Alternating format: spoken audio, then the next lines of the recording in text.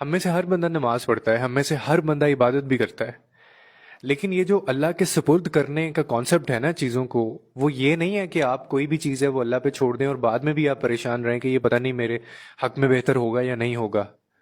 اس کو اللہ کے سپرد کرنا نہیں کہتے۔ میں نے بڑی دفعہ اپنی ویڈیوز میں ایک بات کا ذکر کیا ہے کہ آپ جب نمازیں، آپ کی جو نمازیں ہوتی ہیں نا، وہ اس کے اندر بات کیا کریں اللہ تعالیٰ سے۔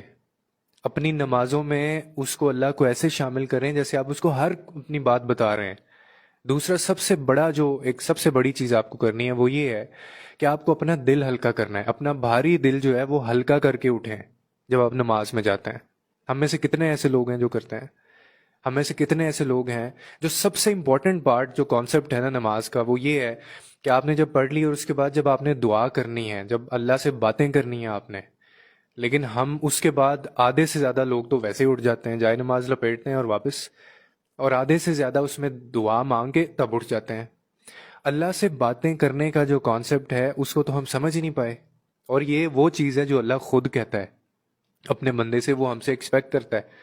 آپ دیکھیں کہ جب ایک انسان ہے، کسی انسان کے پاس آپ جاتے ہیں، اس کے ساتھ جب آپ چیزیں شیئر کرتے ہیں تو آپ کو کتنا اچھا محسوس ہوتا ہے، ریلیف ملتا ہے نا۔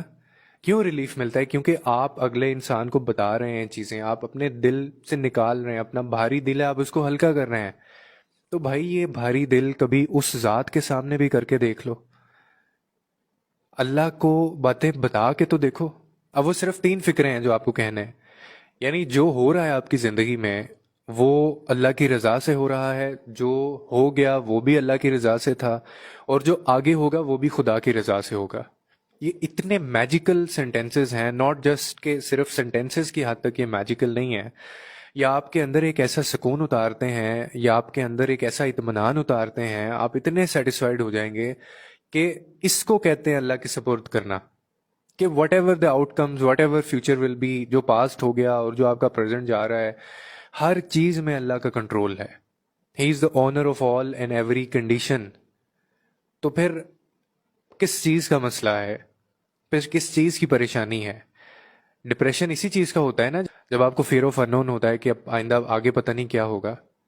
تو جب اللہ ہر چیز آپ کے لیے بہتر کرے گا، آپ کا یہ ایمان ہو جائے گا، تو پھر پریشانی بھی کس چیز کی؟ اس کو اللہ کے سپرد کرنا کہتے ہیں چیزوں کو۔ یعنی جو میں نے تین آپ کو سینٹینسز بتائیں کہ جو ہو رہا ہے وہ بھی، جو ہو گیا وہ بھی، اور جو ہوگا وہ بھی، یہ سب اللہ کی رضا سے ہے اور تمہارے لیے بہترین ہے۔ خوشی ہے تو اس کو مناؤ، اور اگر غم ہے تو اس میں سمجھو کوئی حکمت ہے، اس کے بعد خوشی ہے۔ تو میرا سوال یہ ہے کہ پھر آپ مستقبل کی فکر کیوں کرتے ہیں؟ اگر آپ کا ایمان اللہ کے اوپر ہے تو پھر آپ مستقبل کی فکر کیوں کرتے ہیں؟ جو مستقبل کا نگہبان ہے، جو نصیب لکھنے والا ہے، اس کو اس کا نگہبان رہنے دیں۔ آپ کیوں اس کے اندر انٹرفیئر کرتے ہیں، یا لوگوں سے کیوں آپ امیدیں لگاتے ہیں؟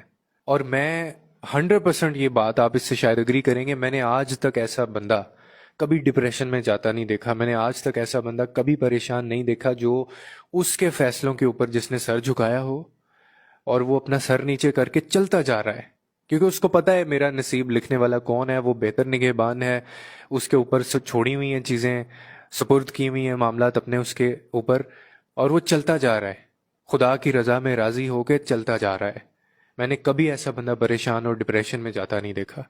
ہمیشہ وہی بندہ آپ کو بے چین نظر آئے گا، ہمیشہ وہی بندہ تڑپتا ہوا نظر آئے گا، رسوا بھی وہی ہوگا جو اللہ کی رضا میں راضی نہیں ہوتا، نہ اپنے معاملات اس کے سپرد کرتا، کہتا ضرور ہے، ایمان بھی رکھتا ہوگا کہ مجھے یقین ہے اللہ کے فیصلوں پہ اور اس کی رضا میں راضی ہوں، لیکن اس کی لائف کے اندر جو آپ کو اس کے کردار سے، اس کی ایکشن سے یہ چیز سمجھ نہیں آ رہی ہوگی، عجیب بے چینی کا شکار ہوگا۔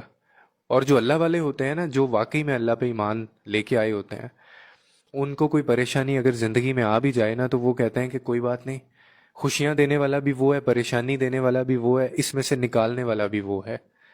تو پھر جھگڑا کس چیز کا ہے؟ پھر پریشانی کس چیز کی ہے؟